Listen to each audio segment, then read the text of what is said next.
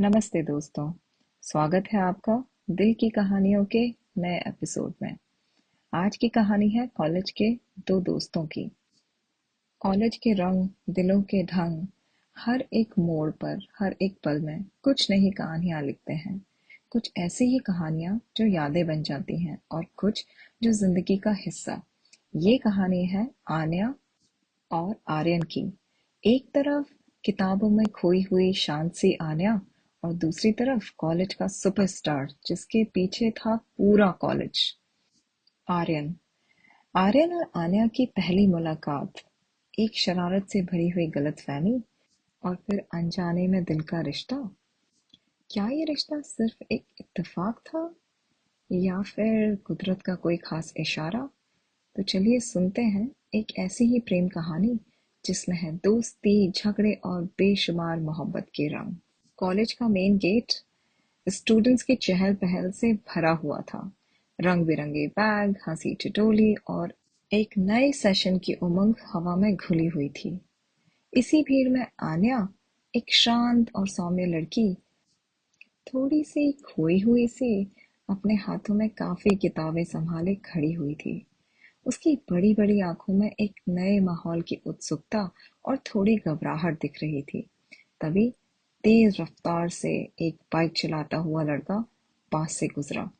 आन्या डरकर 2 कदम पीछे हटी और उसकी किताबें नीचे गिर गईं। बाइक पे था आर्यन, कॉलेज का जाना-माना चेहरा और क्रिकेट टीम का स्टार प्लेयर।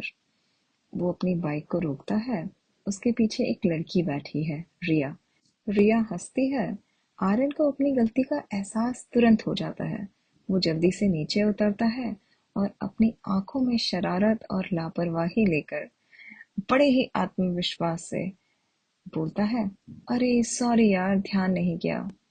नए हो कॉलेज में? First year? आन्या थोड़ी नाराजगी और शर्मिंदगी के साथ अपनी नीचे गिरी हुई बुक्स उठाने लगी और बोली, हाँ, और आप? क्या आप सीनियर हैं? आर्यन मुस्कुराते हुए बोलता है, हाँ हाँ, बिल्कुल, फाइनल ईयर। कॉलेज के सारे रास्ते मेरी उंगलियों पर हैं। कुछ पूछना हो तो बेझिझक मुझसे पूछना। आर्यन राठौड़, नाम तो सुना ही होगा। रिया पीछे से आर्यन को आंख मारती है। आन्या आर्यन की लोकप्रियता से बिल्कुल अनजान है। वो हल्का सा मुस्कुराती है और अपनी किताबें समेट लेती है और कहती है धन्यवाद। वह बिना कुछ कहे आगे बढ़ जाती है। आर्यन उसे देखता रहता है। पहली ही नजर में आन्या की सादगी और उसकी बड़ी बड़ी शांत आंखें आर्यन के दिल पे एक गहरी छाप छोड़ जाती हैं। आर्यन मन ही मन सोचता है, ये लड़की कुछ अलग है। फिर पहला लेक्चर आता है। आन्या क्लासरूम में अपनी सीट पर बैठी है। कुछ देर बाद दरवाजा खुलता है। फिर आर्यन रिया के साथ अंदर आता है। आन्या उन्हें देखकर चौंक जाती है। आर्यन की नजर आन्या से मिलती है और वे शरारती मुस्कान देता है। आन्या समझ जाती है कि कॉलेज गेट पर आर्यन ने झूठ बोला था। प्रोफेसर क्लास लेना शुरू कर देते हैं और आर्यन बार बार पीछे मुड़ के आन्या को ही देखता है। आन्या असहज महसूस करती है, लेकिन कहीं ना कहीं आर्यन की नजरें उसे अच्छी भी लगती हैं। फिर कुछ दिनों बाद आन्या कैंटीन में अकेली बैठी चाय पी रही थी। आर्यन अपने दोस्तों के साथ आता है और उसकी नजर आन्या पे पड़ती है। वह अपने दोस्तों को कुछ कहता है और फिर आन्या की टेबल पे आके बैठ जाता है और कहता है, हाय, अकेली हो क्या, मैं बैठ सकता हूँ? आन्या थोड़ा हिचकिचाती है और फिर अपना सर हाँ में हिला देती है। फिर आर्यन कहता है, वो उस दिन गेट पर मैंने मजाक किया था। हम सेम ही क्लास में हैं। आर्यन राठौड़। आन्या हल्की सी मुस्कान के साथ कहती है, मुझे पता चल गया था। आन्या वर्मा। उनकी पहली औपचारिक बातचीत शुरू हो जाती है। आर्यन अपनी बातों से आन्या को हंसाने की कोशिश करता है और आन्या भी धीरे धीरे अपनी शर्मीली खोल से बाहर निकलने लगती है। उन्हें पता चलता है कि उनकी पसंद और नापसंद काफी मिलती जुलती है। आर्यन को आन्या की समझदारी और सादगी बहुत भाती है और वहीं आन्या को आर्यन की बेफिक्र अंदाज और उसकी अंदरूनी सहनशीलता बहुत अच्छी लगती है। धीरे धीरे आर्यन और आन्या अच्छे दोस्त बन जाते हैं वे अक्सर साथ में लाइब्रेरी में पढ़ते हैं, कैंटीन में चाय पीते और कॉलेज के कार्यक्रमों में एक दूसरे के साथ नजर आते। आर्यन, जो हमेशा लड़कियों के बीच घिरा रहता था, अब वो ज्यादातर वक्त आन्या के साथ बिताने लगा। वह उसके शांत स्वभाव, उसकी गहरी सोच और मासूमियत पे फिदा हो गया था। आन्या भी आर्यन की तरफ आकर्षित होने लगी थी। उसकी शरारतें, उसका केयरिंग नेचर और उसका हमेशा साथ देने का वादा कहीं न कहीं आन्या को बहुत सुकून देता था। लेकिन आर्यन की लोकप्रियता और उसके पास हमेशा रहने वाली लड़कियों की वजह से वह अपनी भावनाएं कभी जाहिर नहीं होने देती थी। कॉलेज का कल्चरल फेस्ट नजदीक आ रहा था और आर्यन अपनी टीम के साथ तैयारी में बहुत व्यस्त था। लड़कियां उसे लगातार मिलकर अपनी राय और मदद दे रही थीं। एक दिन आन्या लाइब्रेरी से लौट रही थी और वो देखती है कि आर्यन एक लड़की के साथ काफी करीब खड़ा होकर बात कर रहा है। लड़की हंस रही है और आर्यन के हाथ पर अपना हाथ रखे हुए है। दूर से देखकर आन्या को गलतफहमी हो गई। उसे लगा कि आर्यन एक फ्लर्ट है। वो सिर्फ लड़कियों की भावनाओं के साथ खेलता है।